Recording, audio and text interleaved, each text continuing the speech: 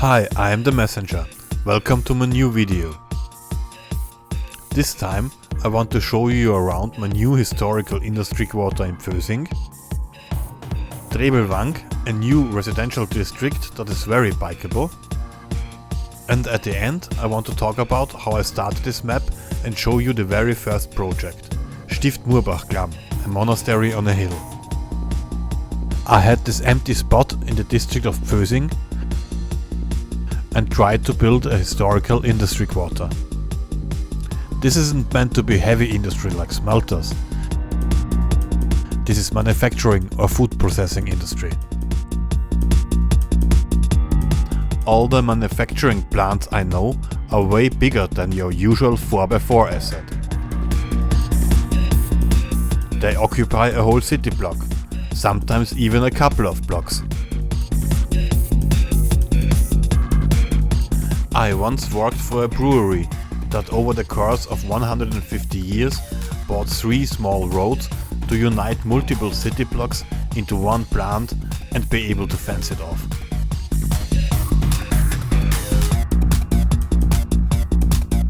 To me, each of these blocks represents one company.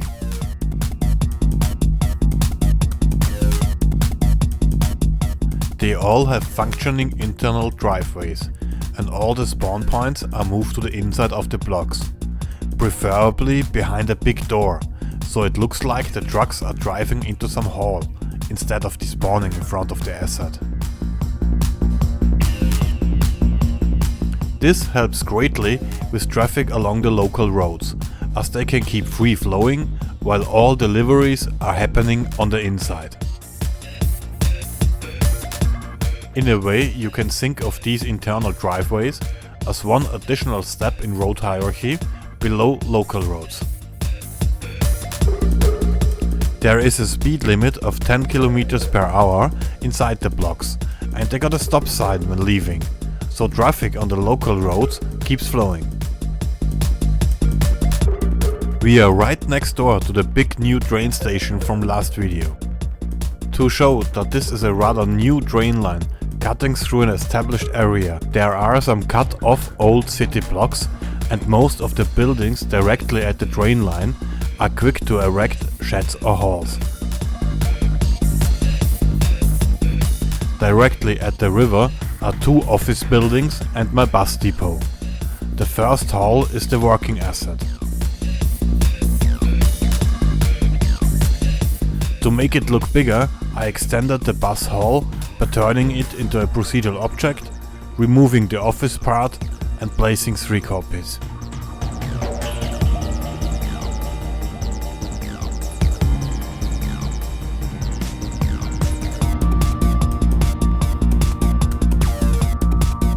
There are some smaller companies, mainly corrugated metal sheds.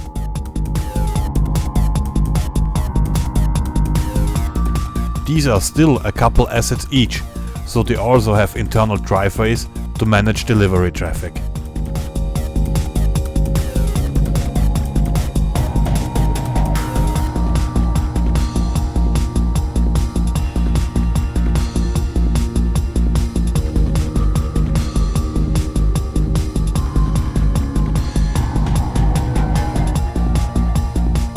To break it up a bit, we have a gas station and a used car dealership right at the corner with this area's main street.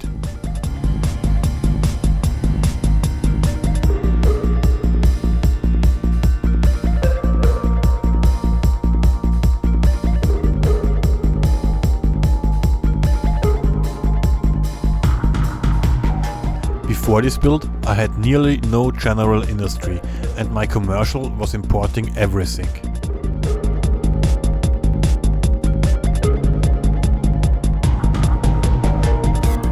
I am now producing a bit more than half of the commercial goods that I need myself. Imports gone down and traffic didn't choke the area. I'm quite happy with that. I built up on residential before I built this industry quarter. I had around 17% unemployment. This district employs them all. My unemployment dropped down to 3%, and I had a few complaints of not enough workers. so I needed to build a residential district next. This area is quite central. It borders the inner city district right where the parliament is.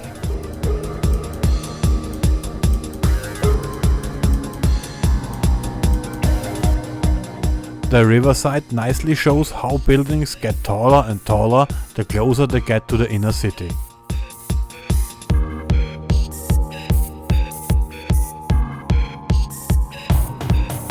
I found this fantastic cobblestone network to put under the tram tracks. Framed by curbs, this looks very nice.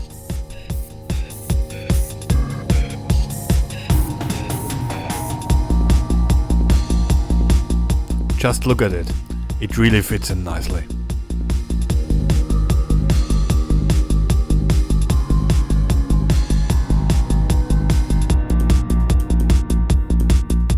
The tram tracks are elevated to cross over the river and the quay, and then drop down to street level to join the local network. Another fantastic asset is this Dutch neighborhood street. It has shared space for cars and bikes,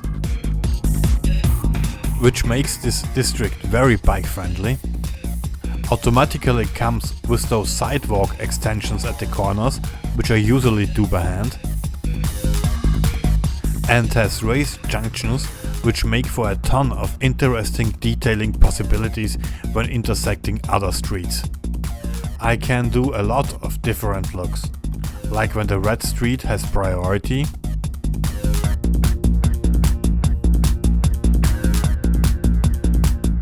or when it doesn't.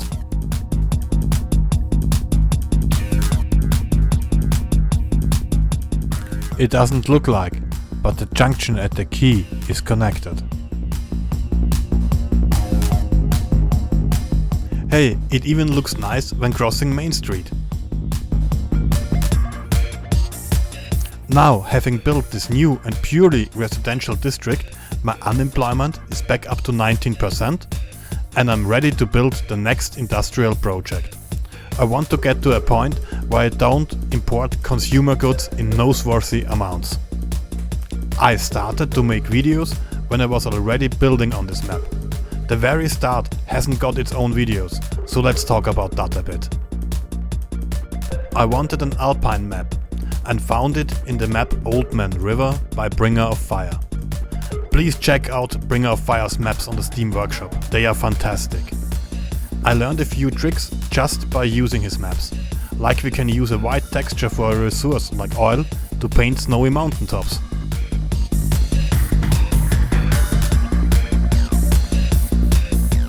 This little scene got me sold on how to compose my map scene. Gravel instead of sand and snowy mountaintops just shouted Alpine River to me. This is the very first build on this map, Stift Muhrbachklamm, a cloister on a big rock.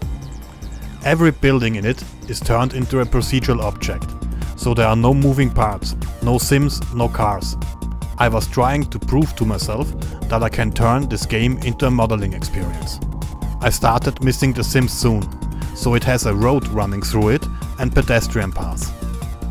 It should be ready to have visitors once it is connected and I hide some block service attractions in there. The rock the cloister sits on is split, so it has a little canyon with an old bridge.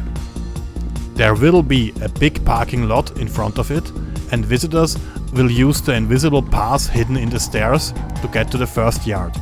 There also is road access for handicapped visitors and deliveries. From the outer or common yard you can cross the bridge into St. Mary's courtyard, right next to St. Mary's Church. It is decorated with a couple Virgin Mary statues, a Madonna with child on a fountain, and a sacrificial St. Mary's column. Those columns were erected as thanks to St. Mary when a community survived disaster, like surviving the plague.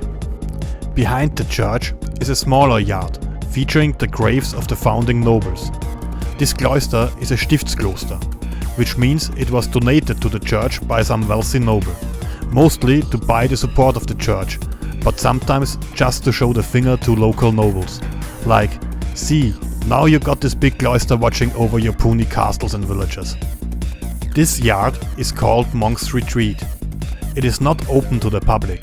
You have to go through some buildings to get here. Hidden behind it is the Abbot's Garden, the most quiet place in the cloister,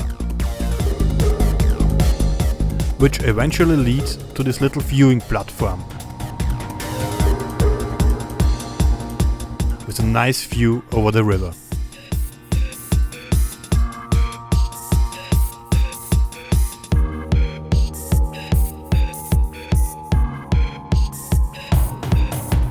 Thank you for staying with me until the end.